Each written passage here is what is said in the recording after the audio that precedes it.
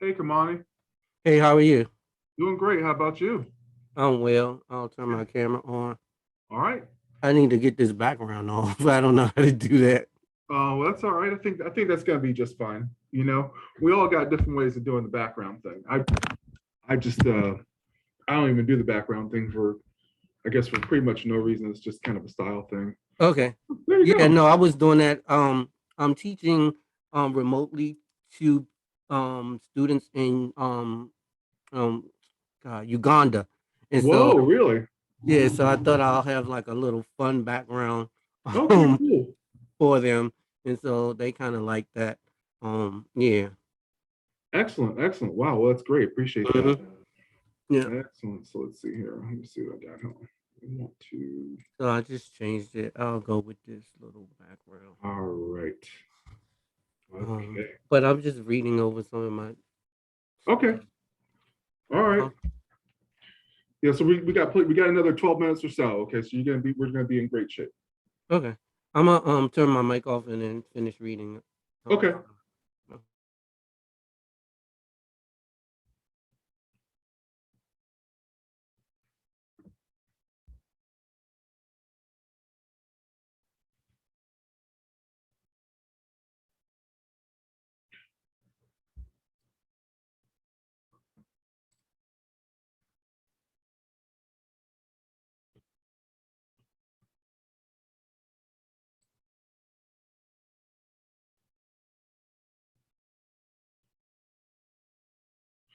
Hmm.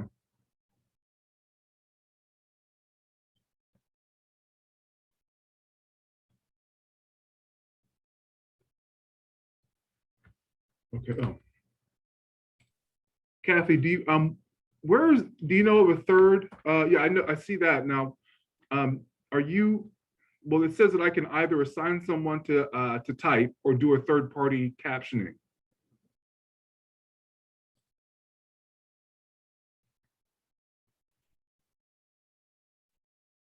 Do you have a link for a third party caption organization? Let's see here. Okay. All right. What was caption? Third party. Okay. Let's see here. Third party caption.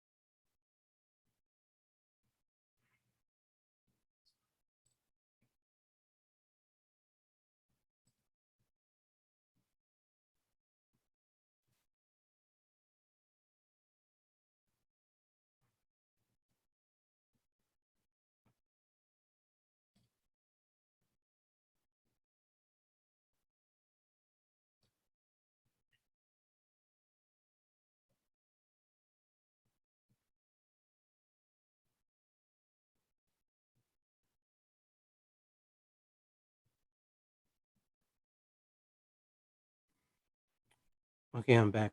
Just a quick Okay. question. Format wise, like, is this gonna be like a round table? We go from one person to one person. That's Is right. Uh that huh.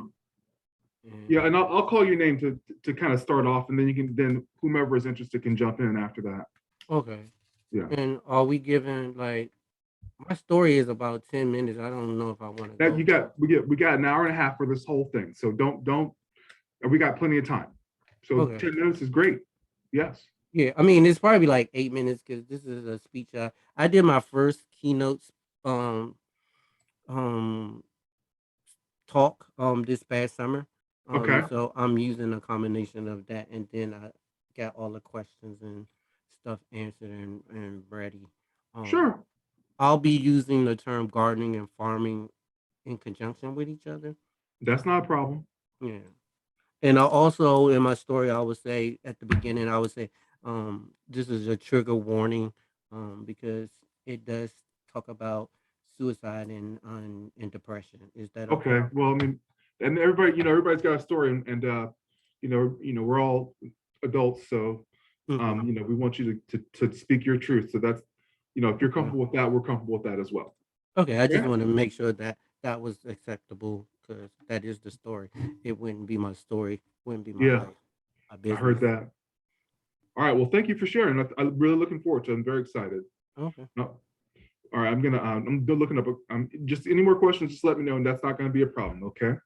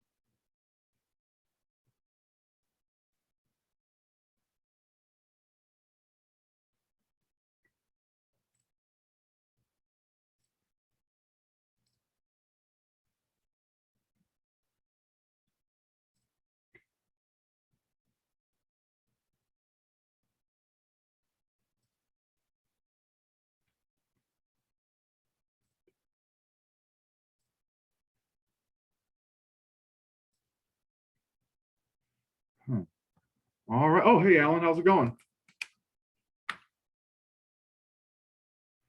All right. I think that, well, I thought that I set up the closed captioning, but it doesn't look like I have. Um, chat. Chat is.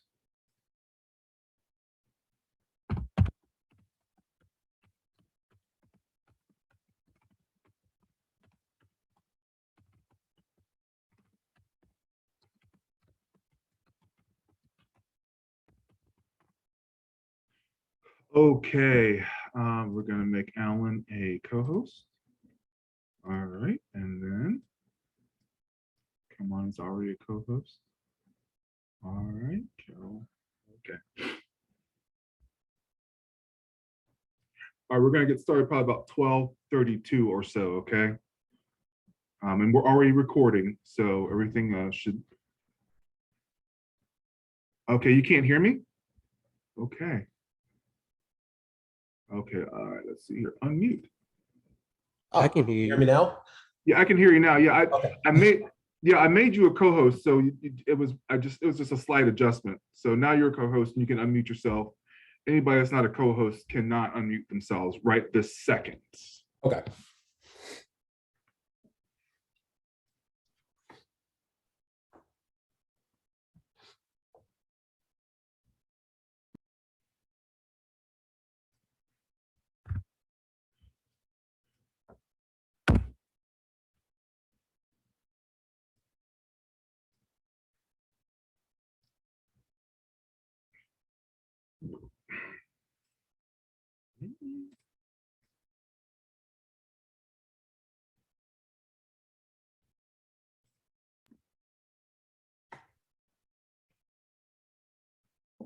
It's nice to finally have a face to the voice. Yeah, that's it happens over and over and over again. Yeah, especially now everybody's being so remote and everything. It's something else. Right. Are you able to Yeah. see me okay? I know there's a weird light.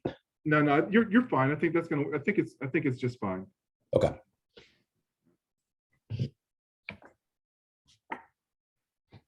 All right, let's see here. I'm gonna start in a couple more minutes. Okay.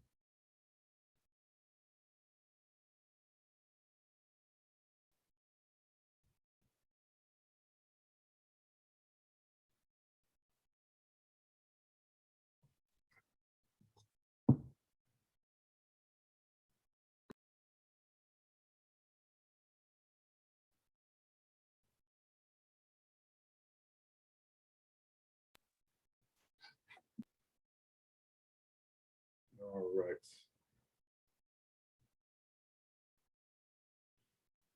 One last thing.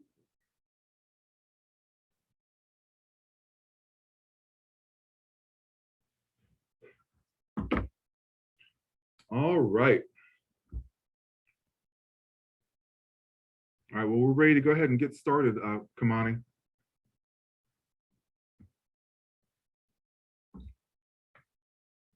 All right, well, first of all, I want to thank everybody for coming. You are here. We are here today to talk for the first annual Black Farmer Symposium hosted by the Northern Virginia Community College Woodbridge Campus Diversity, Equity, and Inclusion Committee. We brought this symposium together because we wanted to have people tell their stories about their experience, the combination of agriculture and ethnicity and race, and also economics coming together to really give us a picture of something that is important to everybody's survival, which is agriculture. We all benefit from the work that farmers put in and day out. We've also learned a lot about or heard a lot about things that happen with regards to funding and financing and technology in agriculture and aquaculture that affect people every day. And so what we're going to do is we're just going to have a conversation with two Black farmers, people who identify as Black farmers, and two more farmers that had emergencies are not going to be able to join us today. Kara Boyd, who is the event coordinator for the National Black Farmers Association, had a death in the family, and she is currently traveling to New Jersey to support her family. And then Denisha McLeod also had an emergency with work. She is not a full-time farmer, and so her full-time job had training that she just could not avoid. And so today we have Kamani Anku and Alan Lanton, who are going to be talking about their experience. And so the first thing I want to do is just let's start with you, Alan. I want to ask you to please tell us your story. Where do you practice or plan to practice farming, and what are you planting this season? Sure. So good afternoon, everybody. My name is Alan Lanton. I am the CEO of Evergrowing Aquaponics here in Charlotte, North Carolina. I am currently building, I finished building, I'm actually getting ready to plant lettuce, basil, a whole bunch of leafy greens within my system. The system I'm actually working with is called aquaponics. I'm not sure if you guys are familiar with aquaponics, but just a very high level explanation of it. It's a marriage between hydroponics and aquaculture. Aquaculture being your fish husbandry, whereas you're raising fish in a closed environment.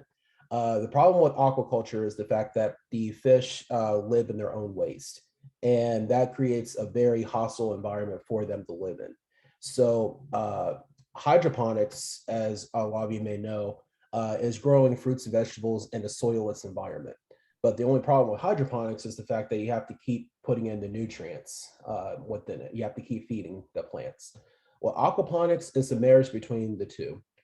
You're essentially filtering out the water that's in the fish, and you're turning it into fertilizer for the plants to take in for themselves. And in turn, the plants would actually filter out the water and then return it back to the fish to actually live in. So aquaponics is more so a kind of like a set it and forget it, and so to speak, where it's a recirculating system, but that takes care of itself. Yes, you would need to check out to see what are the if there's any health issues happening with the fish.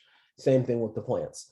A lot of people seem to think that it's more high maintenance than other types of gardening systems, but I would counter that as saying that it's more beneficial. It takes a regular head of lettuce and turns it into a superfood, just given the fact that just the direct nutrients that it's getting from the fish. The fish waste is actually broken down through nitrification cycles, where bacteria takes it from ammonia, which is completely harmful for the fish, all the way to nitrates, to where it is completely benign to the fish. So while that's happening in the background, where it's basically turning a head of lettuce into a big head of lettuce. So whereas it would take about 3 months to traditionally grow a head of lettuce using soil, it takes about half the time. So that's actually how I got it. I actually got into aquaponics back in 2011. Two of my friends from back home in Ohio, they asked me if I heard about aquaponics. I'm like, aquaponics, like, what is that? And so, and they told me it's like you're growing food with fish. And I'm like, what kind of witchcraft is this? So I was like, what, you grow what with fish? So they showed me about a farm that was in Milwaukee. The farm is no longer in existence. It was called Growing Power. I went there and it was a completely different environment. The owner, Will Allen, he essentially built a farm in the middle of the city. And I was so inspired. I saw that, yep, you can grow basically any type of leafy greens. And you can also grow other things that you wouldn't think that can grow, like wheat, for instance, pineapples, bananas, which I didn't even know, uh, fruits like that. So really like your flowering fruits like tomatoes. Um, so I got really excited. I started to build aquaponic systems from then on, DIY systems. I first built my very first sorry, I said first a lot. I built my first system in Salisbury, North Carolina, which is an hour away from where I am. So that land, a friend of mine who actually used to be one of my old professors, gave me a piece of his land to see if we can try to get the buzz going around aquaponics. North Carolina is a old school farming state. So that is something I wanted to try to bring something new to agriculture. And a lot of people within Salisbury know nothing about aquaponics. Um, they know about hydroponics, but not aquaponics. So a lot of people think that hydroponics and aquaponics are synonymous. They're not. so so that's one of those kind of things is nails to a chalkboard when people are saying, "Oh, hydroponics." Oh yeah, no, but like, no, not really. so but yeah, that's right now. I'm planning on once the weather gets warmer down here. I'm planning on stocking my fish tank with tilapia, and I'm going to put in fruits. I'm not fruits yet. Lettuce and basil. Wonderful, wonderful. Well, thank you so much for that illustration, Alan. A particular interest when it comes to something like aquaponics is the nitrogen cycle, and so I'm sure there's going to be a chemistry pop quiz on how that whole process works and interdependently. So that's definitely based on something the kind of thing that we study here at Nova. Now, Kamani, I want to ask you the same questions. Tell us your story. Where do you practice farming, and what are you planting this season? Well, I'm gonna start off a little different. I'll get into where I'm growing from first, but I use farming and gardening as the same. So gardening actually saved my life. Trigger warning to the folks out there: suicidal thoughts, depression, mental health issues from a black man perspective. But yeah, I'm not kidding. It actually saved my life about 12 years ago. I lost a really good job in television production. My degree is in television. Um, in film, I have a master's degree in journalism, and so I was terrified. I was heartbroken. You know what I'm saying? That I lost this really good job. I worked so hard to get to the top. You know what I'm saying? Um, Plus I had to file bankruptcy that year. Sold my car to my mom for $1. Cleared out my bank account and almost lost the home that I had received from there. From there, I just fell into a bad state of depression, considered suicide. As you can see, I'm still here. You know, it didn't happen, which was good, and I owe it all to gardening and farming. Speaking of my mom, she was the one that said I should start a garden. I didn't want to start a garden. You know what I'm saying? I hated being outside. I was the guy that paid the neighborhood kids to cut my grass. You know what I'm saying? My mom was like, "No, I think you should start a garden." I was like, "Mom, no, no, let me be. I'll be all right. I'll find another job sooner or later." A year later, I was still did not have a job, which was crazy. And so the depression got really, really, really bad at that time. And my mom was like, "I'm telling you, start a garden, start what you want, something that you like." So I said, "Well, I only like strawberries and chives." I don't know why I like chives at that time, but strawberries and chives. So she said, "We'll start with that." So I'll go to the big box stores. I get me some starter plants, which with strawberries and chives, and I get some soil. Got like a little fake me out raised garden bed and put it in my yard. Put the strawberries in the ground, put the chives in the ground, and I couldn't believe. I was like, Mom, they're not gonna grow. They're not gonna grow. I don't know why you started. So they finally started growing. Um, a big mistake I did was put the strawberries in the ground, and the strawberries have taken over the entire yard. And those strawberries are still growing from 12 years ago, as well as those chives. You know what I'm saying? So finally, they really started growing, and I started seeing fruit. So I was like, I gotta be outside. I gotta be outside. I don't got no job. I need to go outside. So every day I was outside, singing, playing music to the garden, and it just started flourishing. But something wasn't quite right, other than the suicidal thoughts. I was like, my body is not right because I was eating junk food. When you depressed and you home, you don't have no job, nobody's calling you back. You start going and eating junk food and more junk food. So I was like, I need to go to the doctor. And that's every black man's fear, right? Going to that doctor. So I went to that doctor, and it was bad news. It was bad, bad news. It's like you're gonna have diabetes, you're gonna have high blood pressure, you're gonna have high cholesterol, you're gonna have a whole bunch of things. And I was like, no, no, no.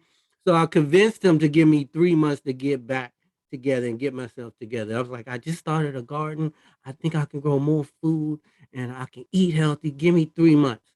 So he said, okay, I'm gonna give you 3 months.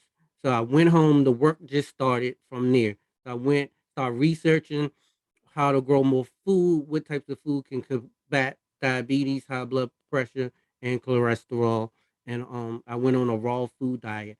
So I'm a little shorty. So I'm about 5'8", right?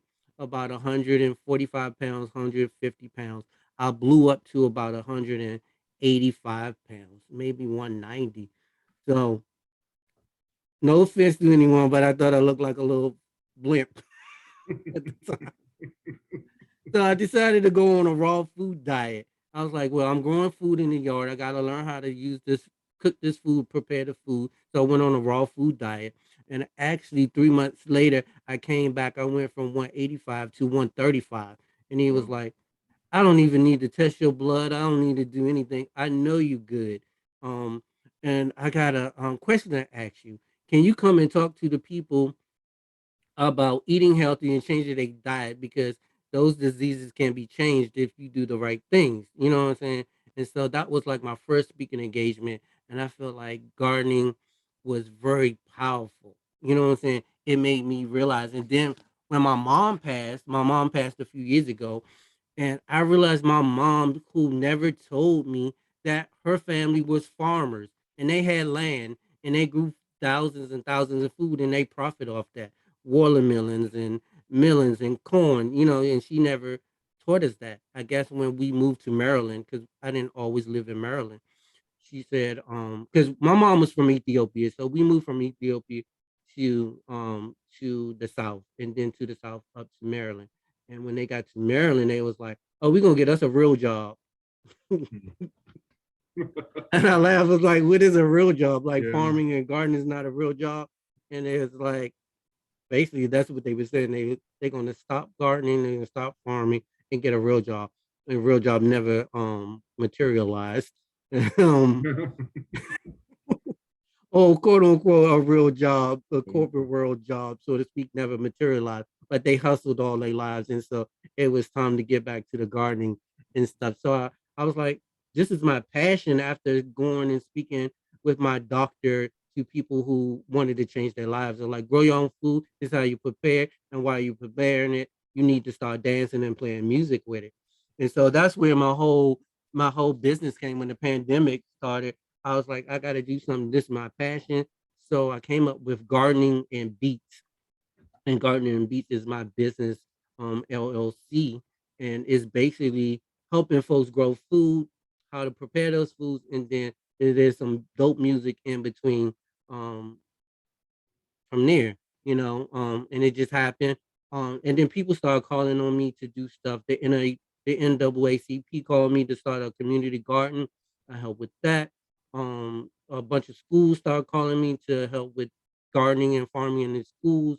Um, and then I started growing more and more food. So I practice right here in Maryland, right now in my backyard. I grow about 45% of my own food, ranging from everything from leafy greens to microgreens to watermelons. I do have two chickens that produce eggs as well. And this past year, December, I acquired 9 acres of land um in Richmond with my siblings outside of Richmond, Virginia. Outside of there, we acquired 9 acres of land, and 3 of those acres are mine.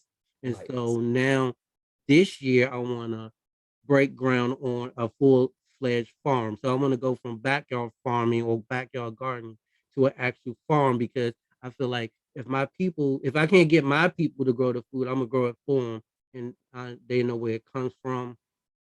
So that's what I'm looking to do, and that's my story. Wow. Well, great. Thank you so much, Kamani.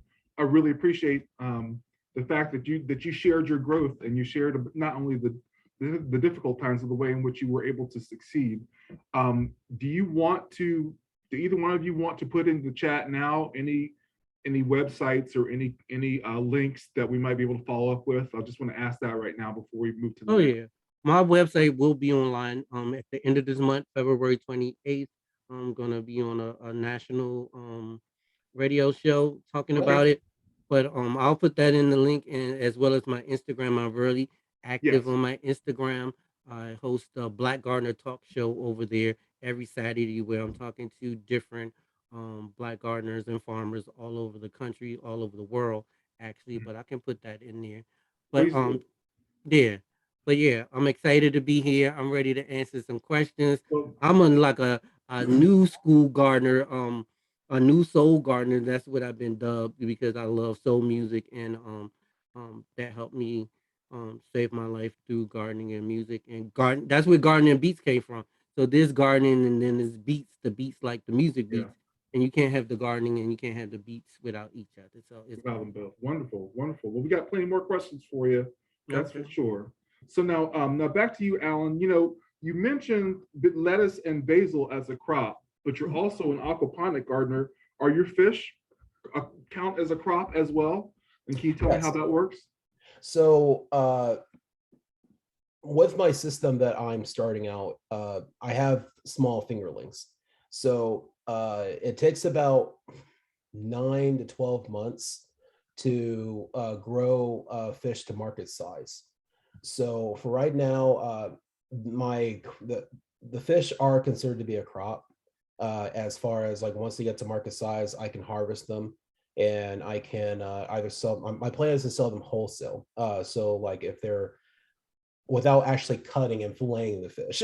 So Mm-hmm. I am going to plan on actually learning how to do that because I would like to actually just learn how to gut a fish and just sell the fillets.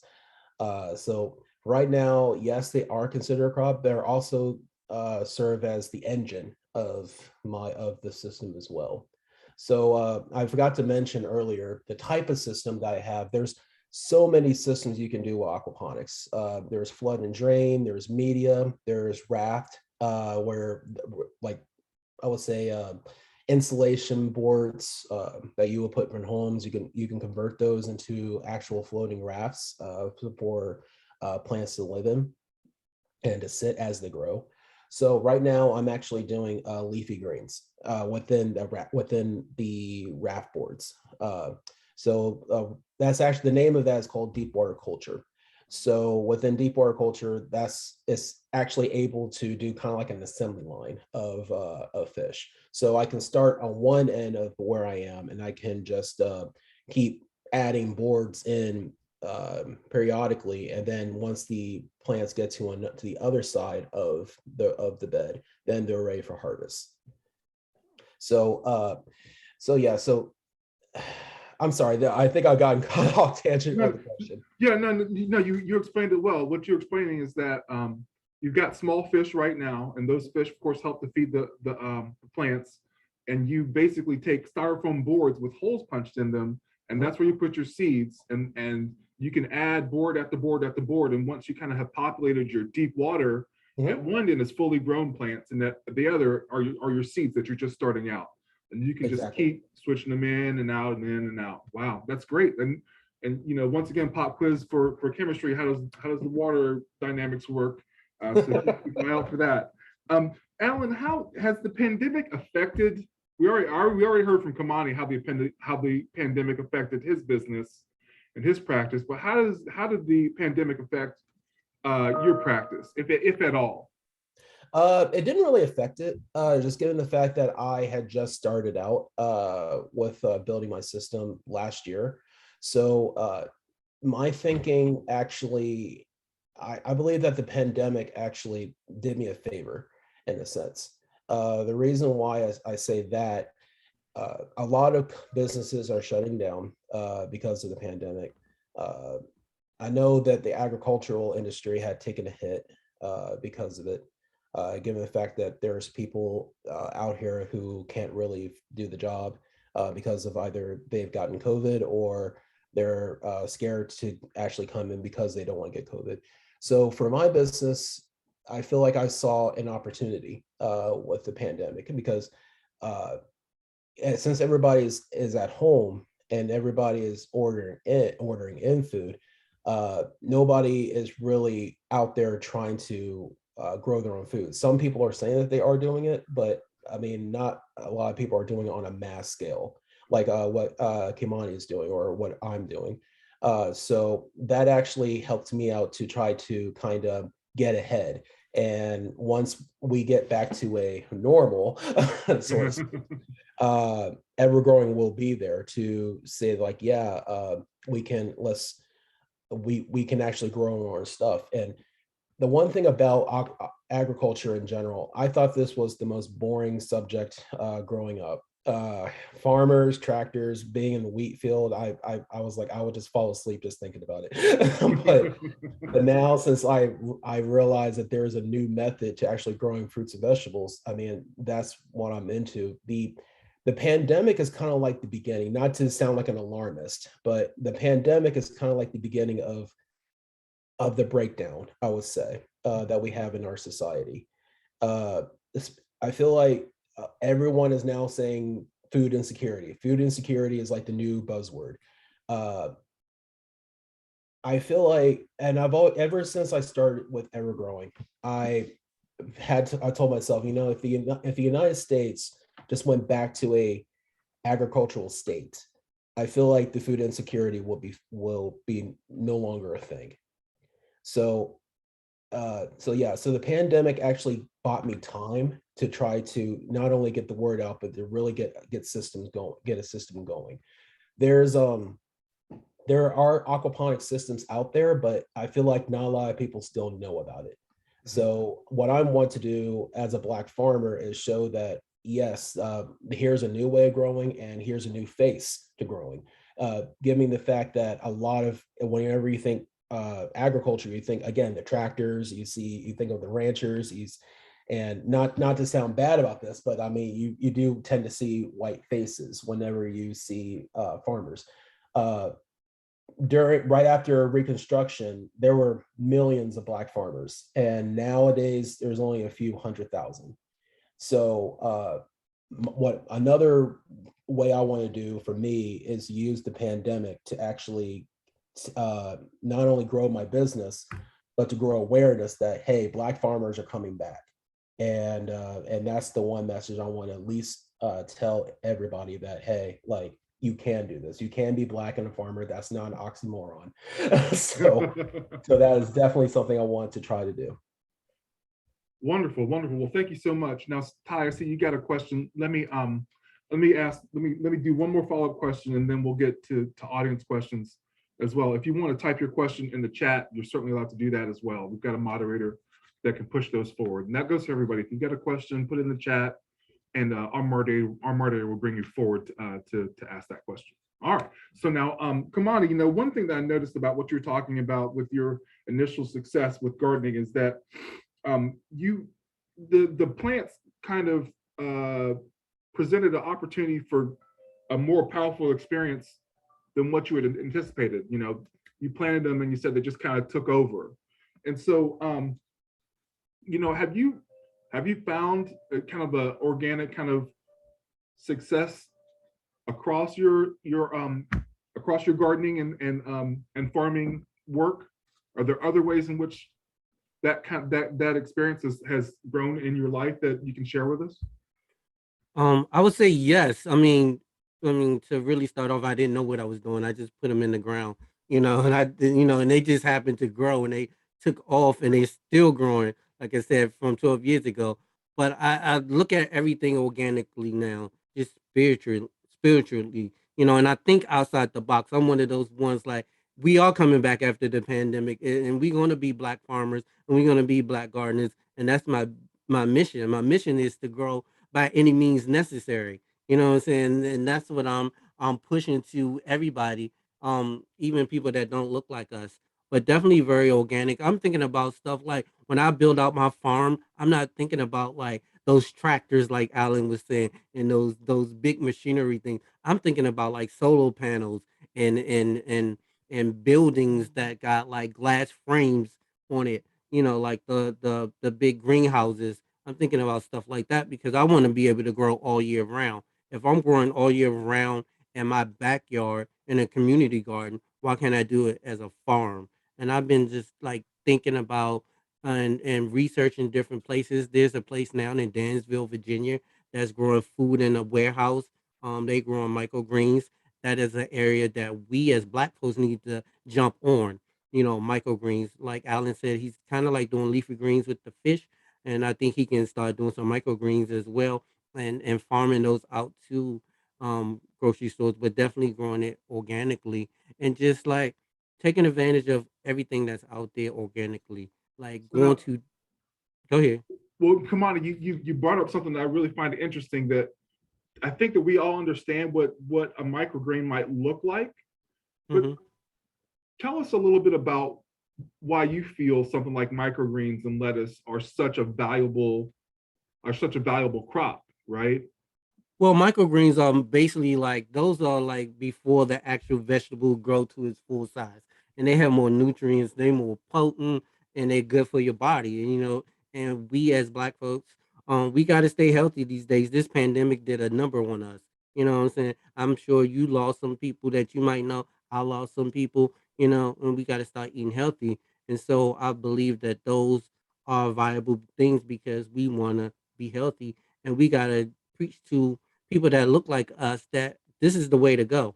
You know what I'm saying? Let's eat these salads. Let's eat these microgreens. They do it in all the other communities. Why can't we do it? You know what I'm saying? And then just to profit off it. Why can't we profit off it? You know? Yeah, and that's kind of what I'm trying to get at. Like, what is the profit side of it right now? The health benefits are hard to argue with.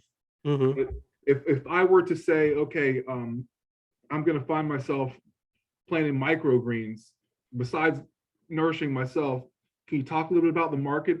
Anything that you can share is fine. If you don't know that much, Yeah, that's I okay too. wouldn't say I don't know that much, but I'm in learning that side of. So when the pandemic hit, like I said, it didn't really change, it didn't enhance, like Alan said, and it was the opportunity for me to take a master gardening class and become a certified master gardener, as Oh, well as go into some grant writing classes and take a grant writing class so I can learn how to write some grants, as well as repair my credit and get into some repair my credit so I can get those farmer loans and wow. so I can be able to start that garden. But I think that's an area that I wanted to talk about later on down the list with the questions. Um, but I feel like we need to go into business and learn that distribution side of farming, opposed to just not just growing the food, but how do we get those microgreens that we are growing into the supermarkets, to the Whole Foods, to the even like the local Walmart, maybe, and that's a whole nother side that we have to concentrate on too. Farming and gardening, we always think about, okay, we got to be out there in the fields, we got to create this, but there's a whole nother other side to farming, like the Hmm. distribution side, the marketing side, Hmm. even people that needs to learn how to um create business plans and do those loan applications and those credit applications and those farming loans. Hmm. Most certainly, most certainly. And actually, that brings me to my next question. You're talking about farming loans and business loans and things like that. Alan, equity is the idea that is understood to be, everybody has like an equal chance at success or taking risks and using those risks to project themselves. Tell us about how equitable your experience as a Black farmer has been, and do you see what systems do you see others benefiting from, or what systems have you benefited from, and what tools have you used to sharpen and gain advantage and sustain your practice? Basically, what tools do you see available to you, and do you think it's always been the same way, or what kind of advantages or disadvantages do you think you've seen as a Black farmer? Well, I'll try to answer that question. Just tell us your experience. That's what we're looking for. So, as a Black farmer, there's something you said that I was like, well, it's like, is it? When you're saying that we have tools that are all that are equal to us, and that we all have the same fair shot. Do we? So, so that's why I was like, do we really have it? And that's a legitimate question. That's really what I'm asking about. Right. And if I take somebody who has who's myself, a Black aquaponic operator, and I put next to, we'll say, my lighter brethren of who's the same aquaponic operator. This was basically how this was like me growing up. If you take that one person who, like me, they're going to think that is the craziest thing that they've ever heard of, and like that they're going to say that like that is too new, too radical of a practice for you to get in. Have the same one for my lighter brethren. They will say, "Oh my God, he's a genius. That is the best thing I've ever heard of," and you're going to go super far with that.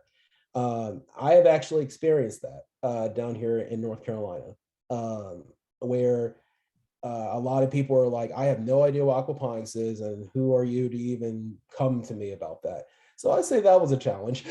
So I would say this has been kind of a challenge, but that has not deterred me. I I have actually tried hard to see if I could get like loans from like the USDA and things like that, and uh, I've come back with reasons that I couldn't get loans, not because of credit or anything like that, but just the fact that I was a too new a farmer or things like that. And I would have to get like a babysitter and so to speak. So I couldn't actually just strike out on my own. So when it comes to getting financial help. So I would actually have to lean on myself, my own finances, work and actually save and actually get it to where I don't need any help. My wife is actually helping me as well with it. So whenever help that she's able to give, she provides. But really, it's been me just trying to save up and say like, well, if I can't get the help I asking for, I might as well just go ahead and just take it. So just take it upon myself to actually get what I need to have done. So there has been challenges, yes. As far as systems goes, I wasn't quite sure what the question was about the systems. Like, could you elaborate on the question? No. I think it's for me, it's very open-ended. Systems are economic systems, they're agricultural Okay. systems, hardware, anything. So you answer the question very well. Now, we had a couple of questions. I want to go back in time because some people are asking some very good questions. Mhm. I think probably this one, I should direct this first one at you, Kamani. Mercedes has asked, how would you start growing microgreens at home? I kind of answered her in the chat room while listening to Alan, but I would say if anybody want to start some microgreens, all you got to do is go to your local big box store, or even Dollar Tree, and get some peas, some snow pea seeds, get some radishes, probably even get some cucumber seeds, and just put them in the get some soil, get you a little tray, get you like a little. They have those little trays that's almost like a little greenhouse, and then sprinkle those seeds in there and then get going.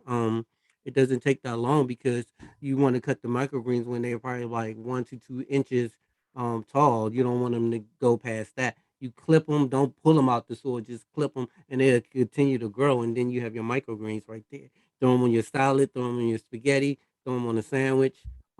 It's real easy to get started doing the microgreens. If you want to go into a large scale ones, I can you can send me a email or something, and I can put you towards some bigger people who are doing microgreens that are black and they're selling their stuff to those grocery stores. But Wow. it's a simple process. They also have kits too. I think it's a company called Back to Roots.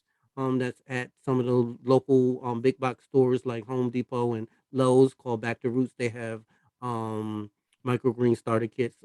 Takes 10 days probably to get some microgreens. Very powerful for you. You can put them in your smoothies. All the nutrients. They say all the nutrients are when the seeds are first germinating and starting, opposed to when they get full grown size. But you can do almost every seed as a microgreen. I'm not sure how a watermelon microgreen would taste, but who Hmm. knows? you know, who Yeah. knows? Oh, and sunflowers, definitely sunflowers too. Get some sunflower seeds and just chop them when they're about 1 to 2 inches tall and eat up. I want to just touch really quick what Alan was saying about that financial stuff and equity. I think we gotta stop waiting for the loans. We gotta stop waiting for people to give us some land. We just gotta jump in there and do some homesteading in our backyard, start backyard gardening, and then move into farming, and then connect with those local farmers in your community. That's the whole thing is all about community. This pandemic showed us that we have to go back to community and learn from the community and go intern, go visit a farm. Have you ever gone and visit a black farm? Have you gone and visit a farm that don't look like us and see what they're doing and then get in with them? Like I said, I'll consider myself a new school farmer or farmer, but we have a guy here in Maryland where I live who just bought a townhouse in a community, and his whole backyard is a farm, and he's called Brooklyn New Farms. And the front looks like a townhouse. You think it's his house, and then when you go in his backyard, is a completely big farm. And when I was looking for him to go and pick his brain, I was like, I can't find you. I'm looking for like that traditional farm, like Alan was saying, with the tractors and stuff. I was like, where's this farm at? It's in a community, it's in a residential area, and that's what we got to do. We got to think outside the box. Facts. That's all I have to say. Facts on Thank, that. I agree. well, thank you so much for both of you for sharing that. One question from Sam Hill. The question is it possible to have a home size aquaponic farm? I guess that's probably best answered by you, Alan. What's your perspective on that? Of course, it really just, and I was talking to Sam about this in the chat. Of course, you the, the beauty about aquaponics is the fact that it could be done any size, anywhere. And you can even put the thing on on an abandoned tennis court or basketball court. As long as you have power, you can really do it anywhere. Um, so there are places that do have like small home sizes that are like really clean, and just you can like purchase it and just follow the instructions. There are places out there. I know Nelson and Paid. Here, I'll put that in the chat. Nelson and Paid. They do systems all the way through, from like small home systems to giant commercial systems. So I haven't really dealt with them completely, but I know of them. I know of them for years actually. Uh, but yes, as long as you kind of follow, it depends on there's a certain formula if you're essentially trying to follow a home system. Say you have a 50-gallon or 100-gallon tank for a fish tank. You also want to have a growing space, so a container, a reservoir container. A reservoir container needs to be also like 50 or 100 gallons, depending on like on your size. So say you have a fish tank that's 50 gallons, get a reservoir that's 50 gallons as well. Oh, The ratio that you want to try to do is 1-to-1. So you can say, for example, if you want to do, if you had a 100-gallon tank, fish tank, you can have four 25-gallon gallon reservoirs, and that 100-gallon could actually fill all four of those. There's a lot of measurements when it comes to size, because like you have to kind of determine, like for example, if you have a media bed, you have to account for the media, because the water tends to fill up around those small hydraulic balls. Yeah. And so the water that fills up to the top with those clay balls in it may not be the same if you're trying to do the same thing for the same, use the same volume of water for, say, deep water culture. So there's certain types of variables that you have to kind of account for when it comes to that. But as far as having to answer the question, yes, there's all kinds of systems. And if you also look online, there's definitely a lot of good websites that show you how to actually construct a system from start to finish. Wonderful. Thank you so much, Alan. I appreciate I, that. can I just jump in real quick? I did put Yeah, it in the please. chat, but Yeah. those small hydroponic ones or are called air gardens. Okay. You can get from like Walmart or Yep. Target. I Air have garden. one here at the house. I grew tomatoes in it in my kitchen, and tomatoes were like all in the ceiling, all over the place. So yeah, you can start small with those arrow gardens if you want a small type of budget, or you just want to get started on doing something. Check out one of those things. Good point. Now, thank you for that. And since we've got everybody's email address that's registered for this event, so I'll put together a series of resources around what you guys are saying and send that out after this is done. We've got a question from Russell Grooms about what is the biggest challenge for scaling up, right?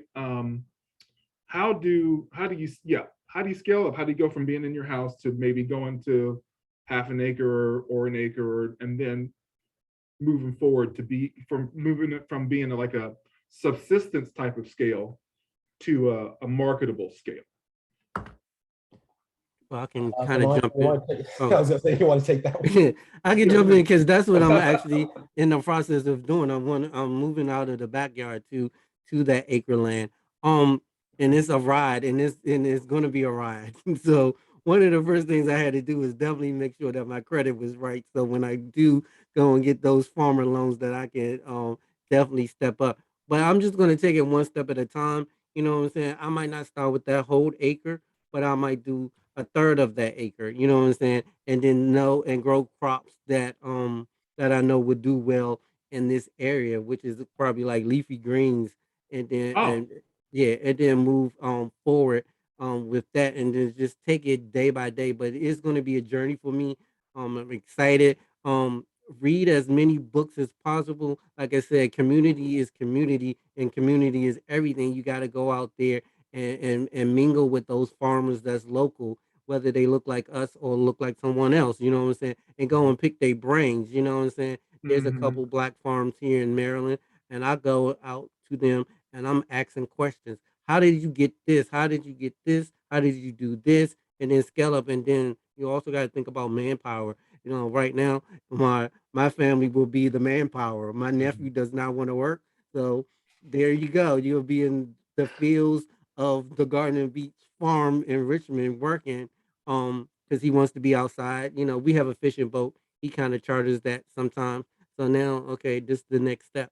So it'll be my family first, and then probably move on to building all the staff, but also just aligning myself with people who do marketing, who do social media, who do Oh, video, who do distribution, and finding those people and getting in those rooms with those people. And that way, when you do scale up and you do make mass amounts, then you have a community of people that you can go to get your products or your food into those grocery stores, or build that farmers market out in whatever city you live in and distribute that way. But there's a means to it. You know, you just got to find the ways and take it one day at a time. Like I said, this is going to be a journey, and I will be documenting that journey through my website, as well as my social media, as I take that leap in going from backyard to full-fledged farmer.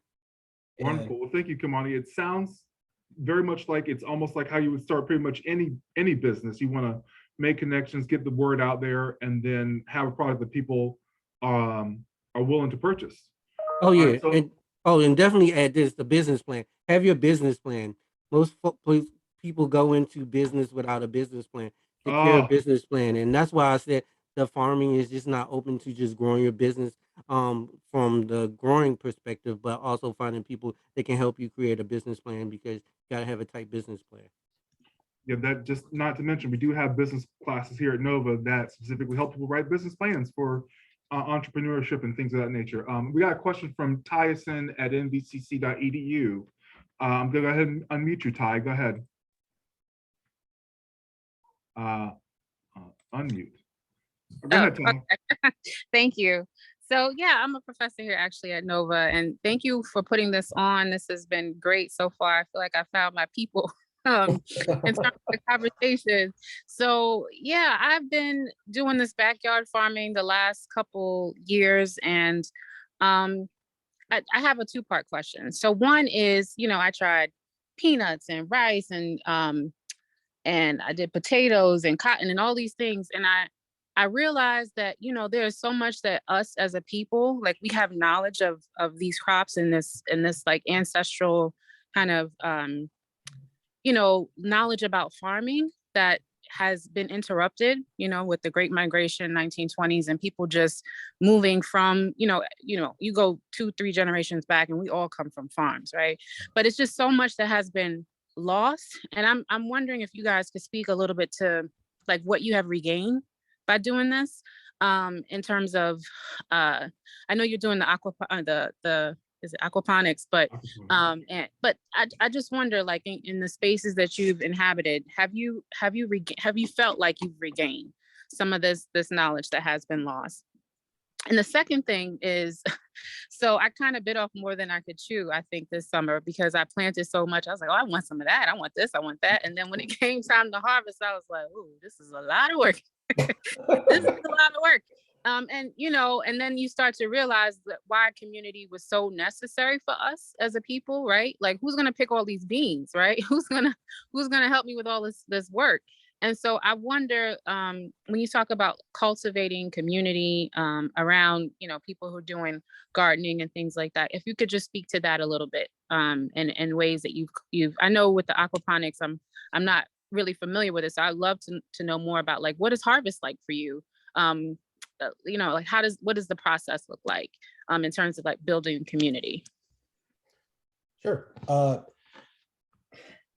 So at least for me, and this is, I'm not sure if you guys see it, as my official aquaponic shirt of my business. Beautiful. But anyway, yeah, the one thing to answer your question, Ty, I do feel like I'm not quite sure as far as my history goes. As I know that my great grandmother was a hostage. I'll say. I don't want to say slave, but hostage.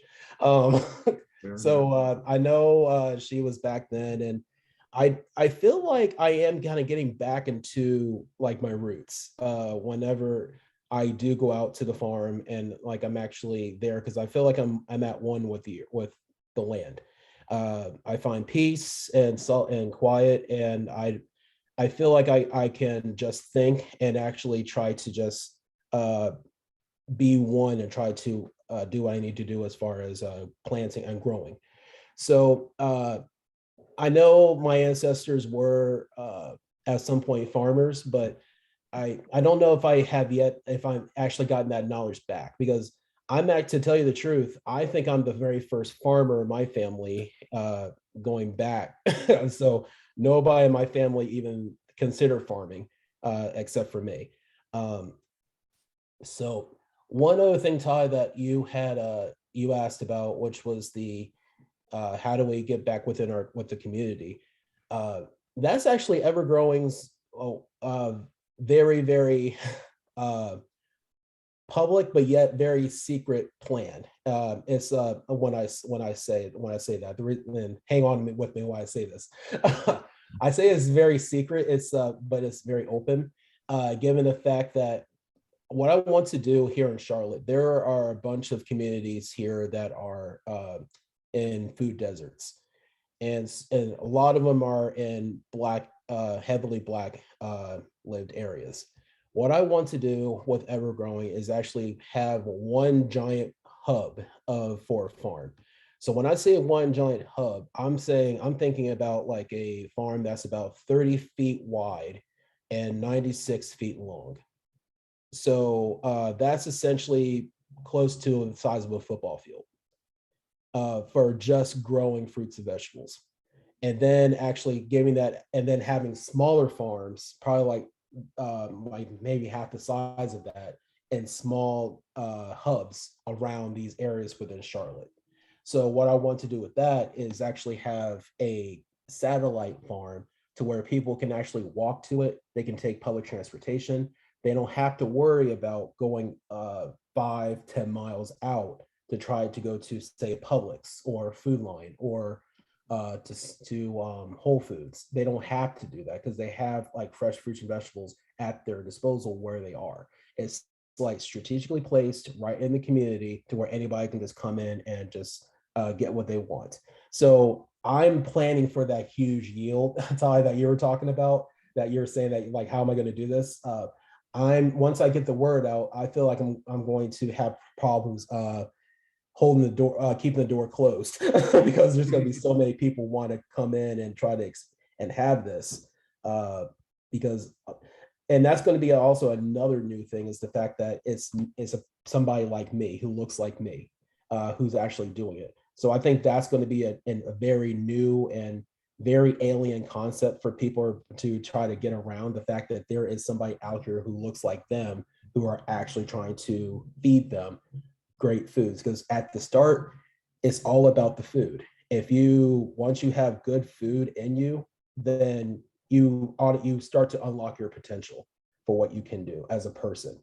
So you can't be doing that when you're eating KFC. You can't be doing that when you're eating McDonald's. So once you have like the actual good diet, once we go back to the agricultural state, like I was talking about earlier, we all can thrive, and we all can be the best that we can be. So yeah, so that's how I'm trying to get back within the community.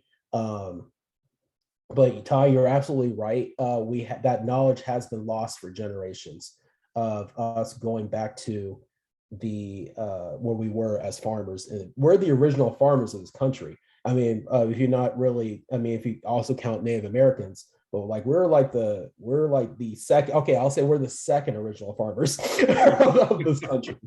So we know that knowledge is just lying dormant in us. We just need to kind of get back into the land to bring it back out. It's kind of like riding a bike. If you forget it, once you get back into it, it'll happen again. So you can pick it back up. So I don't necessarily think that knowledge is lost. It's just kind of sleeping right now, and we just have to activate that part of our minds to bring it back out. That's what's up. Can I jump in real quick? I wanted to show my shirt off. I got. Let's get it popping for the ancestors. But I would say definitely the community will be the new plug, as the young people say, the plug. The community is the new plug. But I definitely would say I have regained a lot from the past. My family mom is from Ethiopia. Ethiopia is the original people that brought okra and collard greens and peas and black eyed peas and all those seeds over to America when we was with Alan say hostage. You know what I'm saying? But I think the same thing is we have to get back to the community. This pandemic in my neighborhood definitely showed that we stood as a people in the community. Our church rolled out a lot of food programs that we were giving away for food. I have so much food in my backyard that I decided to go outside and stand with the church too and give all the produce away that I was had in my backyard. I just think the community is big. When we need to go back to it. Remember when we were little, you know, if grandma was not home, the other grandma down the street kept you. You know what I'm saying? We got to get back to that. One of the goals that I want to do this year is community is everything. And I'm gonna start this next month where I'm actually gonna start growing starter plants and buying up seeds. That's why I took that grant writing class during the pandemic to get some money to go knock on doors. And I'm gonna have the seeds and I'm gonna have the starter plant. And I'm just like, which one do you want? The starter plant or do you want the seeds? And I'm gonna go to every person in my neighborhood and knock on those doors and get them growing food, which is mostly black folks and brown folks, and get them growing food. So yeah, the community is gonna be the new plug. Um, just start researching your history. Go back and read some books on things about how what we started, what we brought over to this country. The heirloom seeds are usually the seeds that we brought over. Well, we didn't particularly bring, but they stole them from us, and then they made hybrids out of them, which is some of the stuff that we have today. Because watermelon, if you don't know, watermelon was white at one point. You know what I'm saying? And they took those seeds and made it a hybrid, which is not a bad thing, but then they made it red. And Hmm. so yeah. And then watermelon was the way we made our money too in the community. We sold watermelons, and then folks demonized that and said it was a bad thing, and then took over the watermelon business, and then was left hanging. So we have to research our past and then go forward. And like Alan said, we are like the second people who farm. I want to piggyback on that. Come on, yeah, that's actually right. You see, when we have new things, I feel like it's demonized at first, but then it comes roaring back uh, in another form, like what happened with the watermelon. I didn't know that it was. I thought I've always grown up knowing it was red, so that's new to me. Uh, so just like when I mean, once it's demonized and it's repackaged into something else, then it becomes acceptable. So like we got to get back into that. So I feel like the past, our ancestors that actually gave us the blueprint, we just need to actually build it, and we need to actually just continue what they had as far as growing goes. So I totally agree with you when you said Yeah. that. I'm calling myself a farmer disruptor. I'm one of those people. You got to call it out now, and if Hmm. we don't call it out, then we're gonna be in the same situation that we were in before, when it was demonized. When I started thinking about making a full-fledged garden and farming and stuff, there wasn't nobody that looked like me in the DC area. It was all the people who look like other people. And I always called myself an infiltrator too. I infiltrated those spaces, and then I took what they did, and now I'm trying to flip it back to my community. So that's why I'm a farmer gardener disruptor. You know what I'm saying? I'm one of the ones that I want to shake up everything and take it back and then teach our people. You know? No, and thank you for mentioning that, Kamani. One thing about the concept of disrupting and also gardening in a world where there's not as many gardeners that look like us. A couple things that I want to push forward when we're talking about this. First of all, is that if you use gardening as a construct to help young people in school, and also us as adults learn and understand concepts that I've already talked about, like chemistry. You got to, in order to have a successful garden, you better know, at least kind of in a roundabout way, what your soil chemistry is, how you need to manipulate it in order to get better. You need to understand temperature, you need to understand sunlight, you need to understand drainage, you need to understand photosynthesis. All of these things are essentially repackaged educational opportunities for people, right? And so I want to make sure that we understand that there's a universe of understanding that can come from the practice of gardening. One other thing I want to also emphasize is that you all are you're emphasizing the fact that people do now share with us these methodologies and this knowledge. People who don't look like us are also willing to give us information about aquaponics, or about the crops that we're growing, right? I think that the world understands that there is a lack of diversity in this industry. So can you talk about different ways in which you've gotten you've gotten information, assistance, knowledge from people who are different from you, and how they might be supporting or not supporting what it is that you're involved with now? I'll just jump in real quick, Yeah, Alan. yeah, And sure. Go cause ahead. Yeah, I'll just jump in because mine is real quick. I just went in, and like I said, I had to infiltrate. I had to go in there Yeah. like a spy, and get in there and ask the questions. Okay, what does this soil look like? Why are you doing this? What is that? Why is composting is important? And then I just started jotting down the book, and then I started giving that back to my community. And it's the best way to give back to my community, because when they see me You know, they was like, oh, that's somebody that looks like me.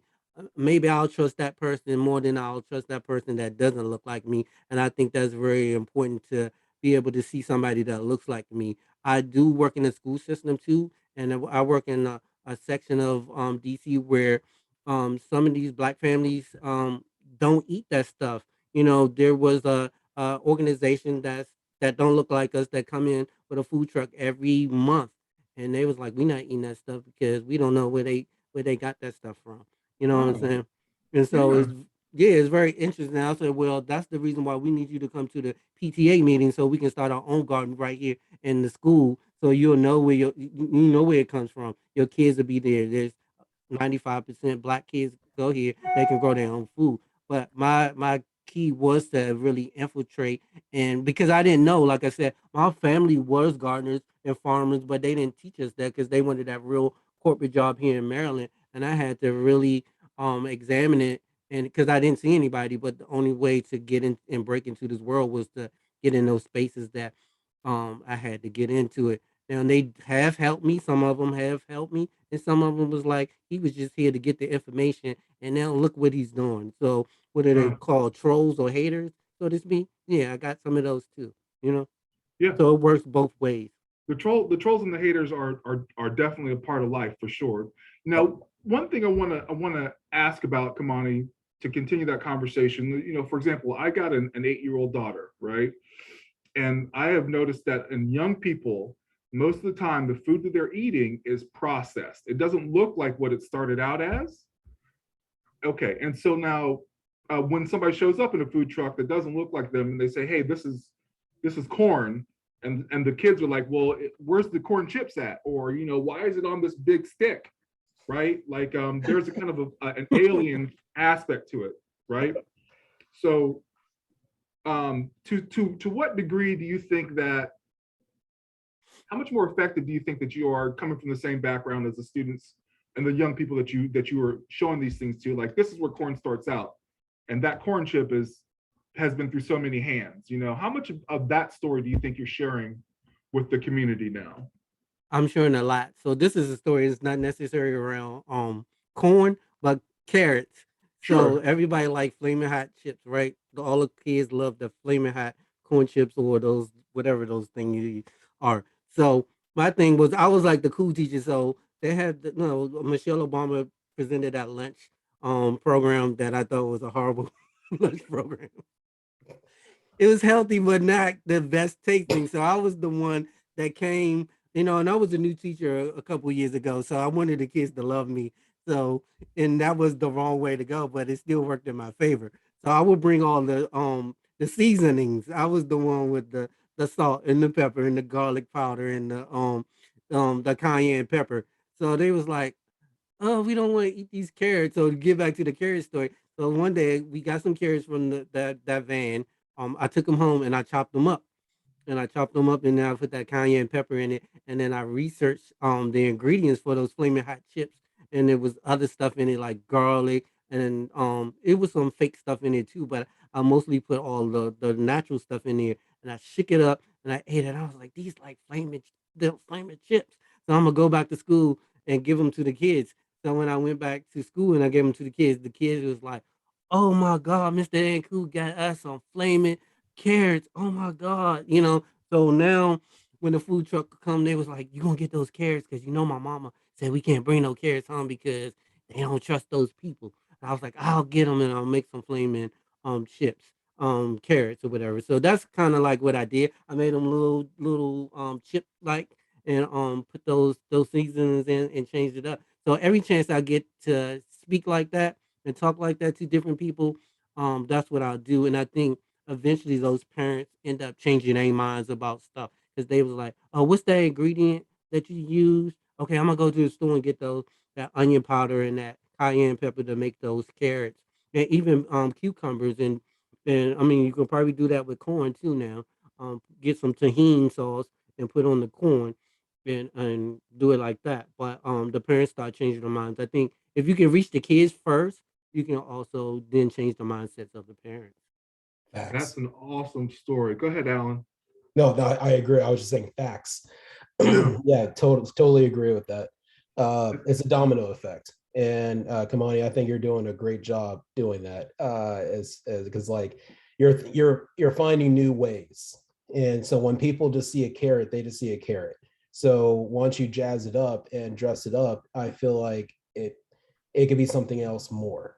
And you're definitely doing that. So congratulations on that. That's Yeah. definitely creative. Yeah, Uh, we're gonna give you a homework assignment, Kamani, to go ahead and get us that recipe, please. I'm serious, but I think Kamani, what I most appreciate about that story is that you took the culture of those students, you took the familiarity that you shared with those students, and you used it to give them the opportunity to appreciate something in a completely different way. And I think that is the kind of thing that efforts in diversity, equity, and inclusion do for institutions, people, and academics. So that is that story right there is textbook. Thank you so much for telling that story. Okay. I don't. I really, really appreciate it. I don't have any. I got one more question, and then we're going to open it up to everybody. Okay. And I think, and you guys have already kind of touched on this, but I'm gonna give you the last chance to kind of to give us your opinion on this. How can we help the practice of agriculture to be more equitable, right? And I'm talking about equitable. I'm talking about how can we help agriculture to be something that people can jump into and maybe not have to self-fund as much or have to kind of bootstrap themselves to the point where it's an impediment. How can we help to remove the obstacles that you all have experienced to agriculture being more equitable, if that's possible in your opinion? At least to me, is more exposure.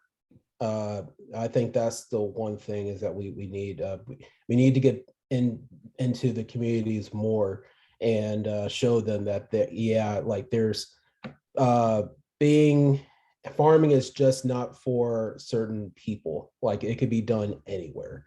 And I think what we need to do is to get that message out there more. The fact that that farming can be done any which way. If you have space, you can have farm or a garden. So I think it's kind of, I don't know if you see that movie Dodgeball. Like if you gotta Yes, I've seen it. If you can dodge a wrench, you can dodge a ball, kind of thing. Like if you have a space, you can have a garden and you can have a farm. So I think what we need to do is to tell everybody is like, I'm an aquaponic guy, but you don't have to do aquaponics. You can do traditional farming. You could do soil farming. You could do anything, any type of method you choose, as long as it means that you're actually growing your own foods and you know exactly where that food came from. Then that's the best thing ever. So as long as we get like into the real like the hood, like we get in there and we tell them like, hey, like a lot of places, a lot of stores are saying organic. Like a lot when people say organic, they're using pesticides, and there's some solutions, chemicals that they use to make it organic. So like all you have to do, like say if you see bugs or things like that, just get some vinegar. Just get some vinegar and just spray it on there. And then that kills, like depending on what bugs you have, that actually kills it. So right then and there, I mean, you were able to have a pesticide that is completely organic. That is like you can't get more organic than that. So and I mean, it's like, yeah, that's what we have to do. We have to flip the script. It's kind of like what Kamani said. You have to be a disruptor. So we have to actually go into these areas and tell them, yes, you can grow your own foods. It's not like you can do it, and it won't cost you as much. With inflation going on right now within the country, I mean, like you can grow for like a pack of seeds versus like $10. You can grow yourself like at least a couple $100 worth of fruits and vegetables just out of like one pack of like $10. So I mean, and you know where it came from. That's the one thing a lot of people are not really understanding. So I in the chat I said farm the table, plate the face. So so with that meaning you know where the food is going to come from. You know how many hands it's had came in contact. It's your own. So so I think that's what we have to do. I mean, just like every new thing that has come from the past, it's all about word of mouth, and it's all about people seeing the actual proof within the pudding. So if we actually just have more and more of these community gardens, or more and more of these areas like what Kamani's doing at the school, or what I'm doing, trying to create like an actual greenhouse hub, then yeah, more and more people will get inspired and try to do their own thing. Wonderful. Thank you so much, Alan. Can I just jump in real quick? Yeah. I didn't know I was going to jump in. I thought you was going to move. But I was like, the time is now to cultivate the new young gardeners, because I am getting old. You know what I'm saying? I might look young, but I am getting older. You know what I'm saying? So the time is now to cultivate those new gardeners and get in there. Like I said, not necessarily just those gardeners or farmers that's just growing food, but somebody that might work in a tech company that can create something to source out those foods to those local farmers, those local businesses, that local Walmart or whatever, but also be able to adapt to change. You know what I'm saying? This climate change that's happening now, we have to be able to adapt and also just think out the box. You know what I'm saying? I'm not I don't want to be that farmer that has that big tractor unless I get that big tractor. You know what I'm saying? But what can we do to grow food other than those big tractors that we normally see? You know what I'm saying? And that's where we come in. Farmers must really be ready to adapt at any point in time. And then it always goes back to that community. We have to get back to our community. We have to support each other. We have to big up each other. We have to brag on each other. We have to love on each other. You know what I'm saying? If I'm when I get off here, I'm gonna get on Instagram and do something and talk about Alan. This guy is doing this. He's farming fish.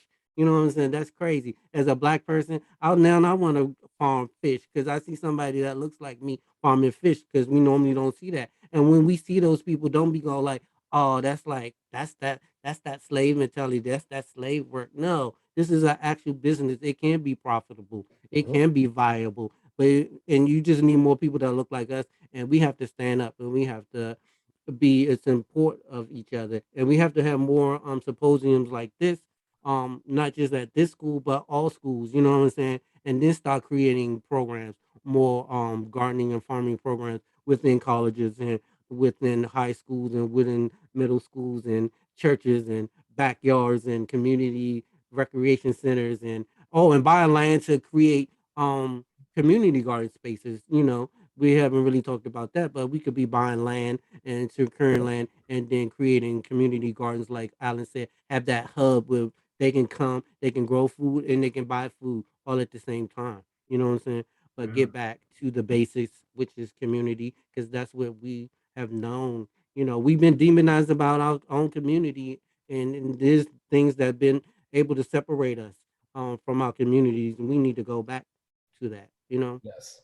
Absolutely. Yes. Wonderful. Wonderful. And thank you so much, because that's it's just it's very powerful to have those messages alongside something that is so beneficial for in so many different ways. Okay, so now raise your hands if you have any questions. We'll go ahead and unmute you for Alan and Kamani.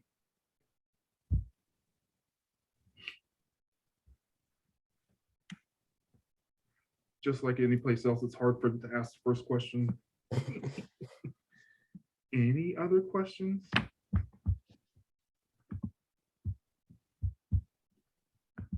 No? Oh, yes, there we go. Very good. All right, go ahead, Russell. I think you're unmuted now. Okay, great. Thank you. Thank you both for coming, and thank you, Lawrence, for putting this on. This has been amazing to hear all of this.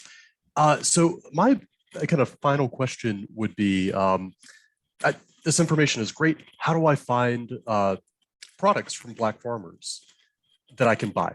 I'm familiar with the Virginia Black Business Directory, but it doesn't have a whole lot of agricultural stuff in there. So how do I go out and buy this stuff?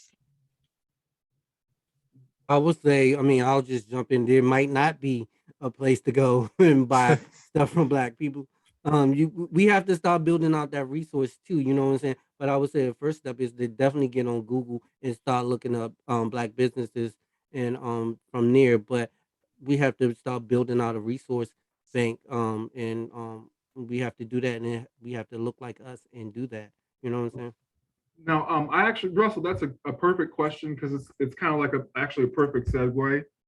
Nova Woodbridge, we're going to be hosting a Black farmers market starting this spring. Nice. And that's really part of the reason why we put the symposium on in the first place, raise awareness, and then roll on into a Black farmers market. So we haven't, I think we're pretty much in the formative stages, kind of like Alan and Kamani are with their business currently. But this spring we'll be able to buy things from Black farmers, and they'll be right here on campus. So keep an eye out for that, and I'll definitely come by and show you what we got going on. Okay. Okay, great. Thank you. Yeah. Any other questions? We can have one more question. Come on now. You got Ask away while we're here. yeah, okay. I'm gonna Miss Barnett. Okay, let's see here. Where are you? There you are. All right, go ahead.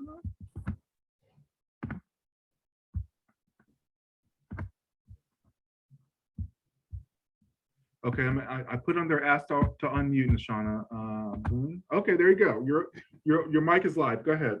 Hi, thank you all for being here. Is it possible to get involved directly with you all, just to help push your goals, push your movement? So my mom's recently retired, and I know she's looking for things to get involved in. And then my sister, she's just on her own journey. She's a vegan chef. She's trying to figure out where she wants to go next and things like that. And I'm sure they would love to get involved. And then myself personally would love to get involved in the work that you all are doing.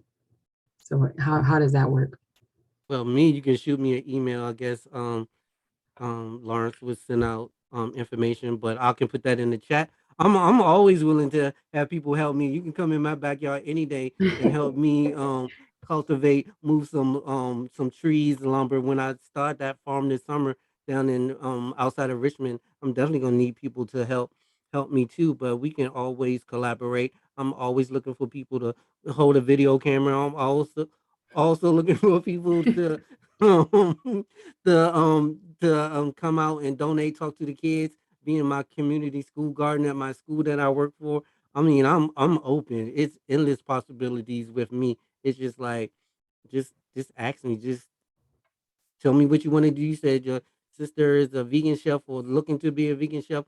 Guess what? I'm 95% plant based, so we could collaborate and do Amazing. some TV shows and some. My background is in television and radio and film. We could be doing a whole bunch of different things. It's a community, right? Community is everything. So people out there, don't be scared to ask questions because this is the time we're trying to build that community among us. What is it? The Black Symposium, right? Farmers Symposium. This is the time to ask the questions and see what's up with each other. Community is the new plug.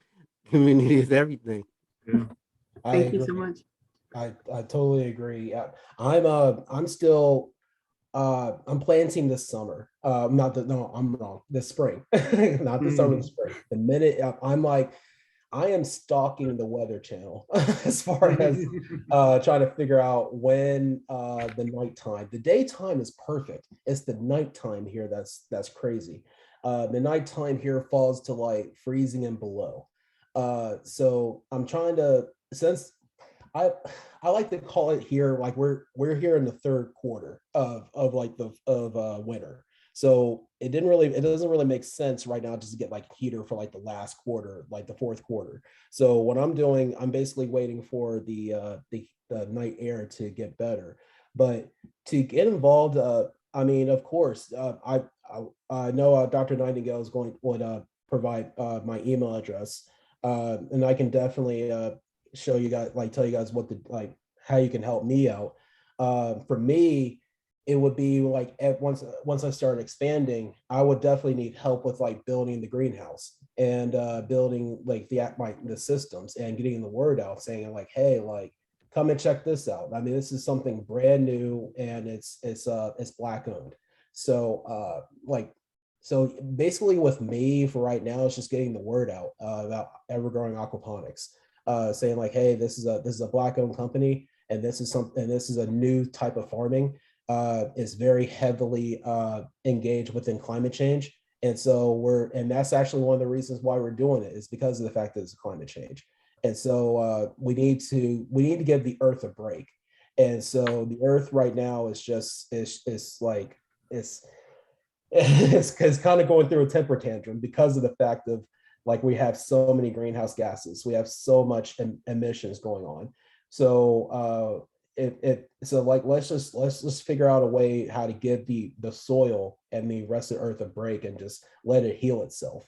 And so that's actually one of the reasons why I'm, like I said, I'm doing it, because I want to do my part and try to help heal the earth. I really don't feel like moving to Mars because even though that's the new planet that we're looking at, because this one's dying. So I kind of like this one. So let's do what we can.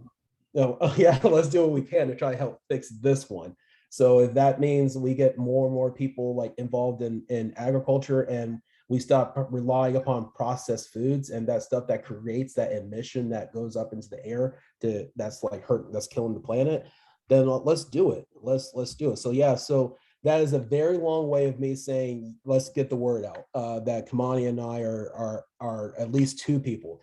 When there's one, there's many. And so when you got two, there is definitely like I don't know what's more than many, a lot, several. So you got us two. We are not the only ones on the planet. So we just have to pretty much just build that network. There's actually a network on Facebook that I just recently joined. It's called Black Farmers. And so Dr. Nightingale, I'll go ahead and I can send that over to you.